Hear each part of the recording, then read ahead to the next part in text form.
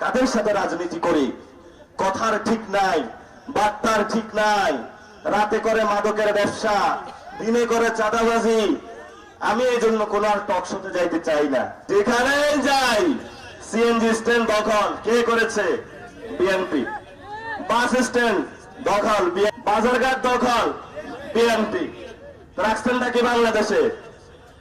যা রাখছি ওইটা এখনো বাকি আছে স্কুল কমিটি আর মসজিদ কমিটি। আগামী 1 বছর পরে এটাই সাইজ করে দিব। তো বলে মসজিদের কাজ কি?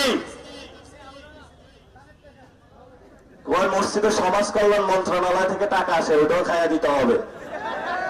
স্কুল কমিটিতে কাজ কি?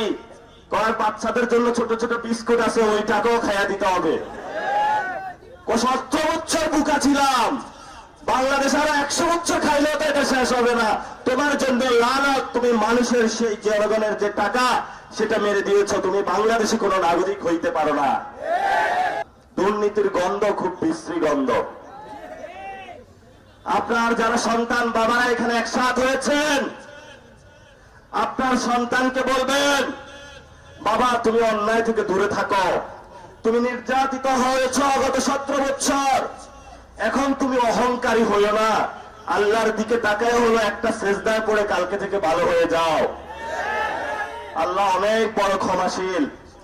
জনগণের যে টাকা তা ফেরত দিয়ে দেন, স্কুল কমিটির টাকা ফেরত দিয়ে দেন, বাস স্ট্যান্ড গুলা খালি করে দেন। যিনি বাসের ব্যবসা করে শ্রমিক তাদেরকে ছেড়ে দেন। তারা অনেক দুঃখ কষ্ট করে সারাদিন একটা বাস চালায়। সিএনজি স্ট্যান্ড ছেড়ে দেন।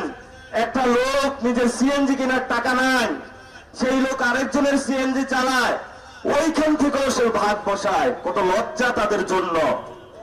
আমি কি এতক্ষণ খারাপ কিছু বলেছি? এই জন্য বলবো, সরকারের যে পুষ্টি ব্যবস্থা, ভিটামিন পাঠায় আপনার বাচ্চার জন্য উপজেলা স্বাস্থ্য কমপ্লেক্সে। একটা ছোট মাসুম বাচ্চারে ভিটামিন হলে ওই চোরের গোষ্ঠী মাইরা দেয়। উপজেলা স্বাস্থ্য কমপ্লেক্স ঠিক নাই। আমরা আপনাদের সন্তান হিসেবে আপনাদের সামনে দাঁড়িয়েছি। আগামীর বাংলাদেশ তারেক রহমান চালাইতে পারবে না।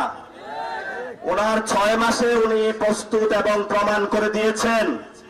উনি বাংলাদেশ চালানোর পরীক্ষায় ফেল করেছেন। যে পরীক্ষায় ফেল করেছেন, এই পরীক্ষায় আর তাকে দ্বিতীয়বার বসানো উচিত না।